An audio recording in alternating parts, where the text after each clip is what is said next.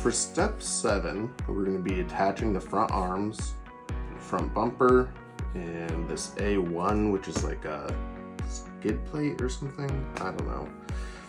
It should be a pretty straightforward step. You are also going to need to grease the arms. If you look where this dark portion is, that indicates the grease, right? So you're going to grease just these ends here of where the arm is going into the chassis. So the easiest way to go about this is based off the pictures, right? You need to turn it upside down. So now that I have it upside down, I also have my arms upside down. And if you don't know which way the arm is, like which one's left, which one's right,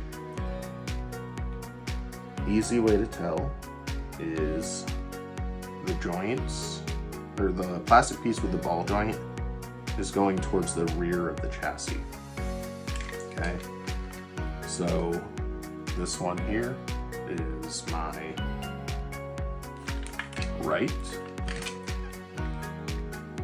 and that's gonna go right in here, and this is my left. Another way to tell is if you look at the picture, the straight by itself is towards the front of the chassis, and then in the rear is the one where you have like a little triangle in the back. So I'm gonna grease these up really quick.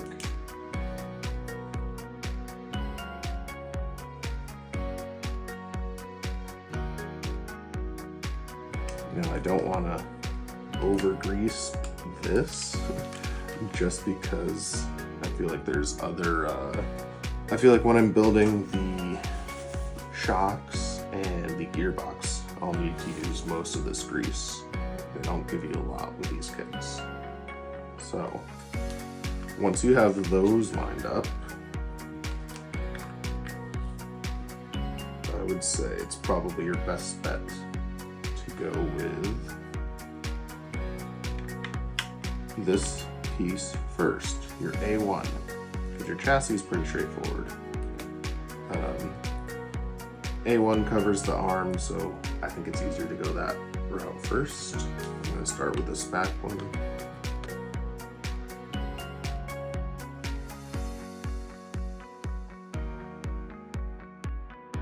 You're screwing into the chassis, so it's a harder plastic. You're going to know when it's tightened because it will stop turning. Okay, so got that in. Then the front bumper is 3 screws as well. Pretty straightforward. And they are all the same exact screws, so that makes things easy too.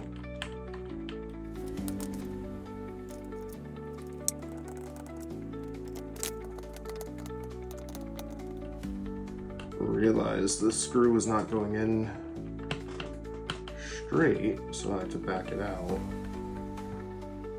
The bottom of the bumper here has this little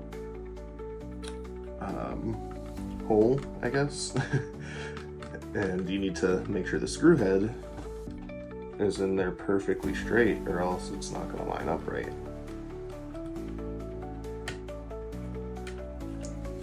Okay, so I've got my front arms installed. You can see that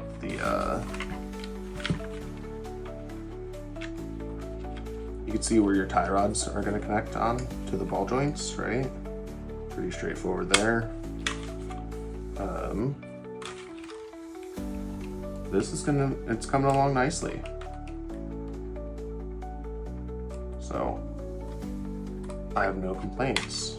The next step, step 8, we are going to assemble the front dampers, and then step 9 is attaching the front dampers, and step 10 we start to assemble the gearbox. So we are coming along. I think there's only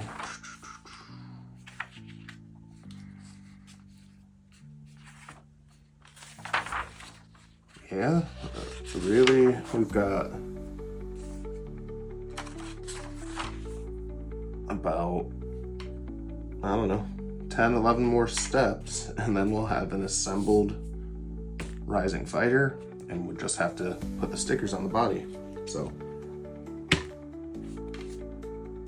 I hope you find this video helpful. I'll see you in the next one.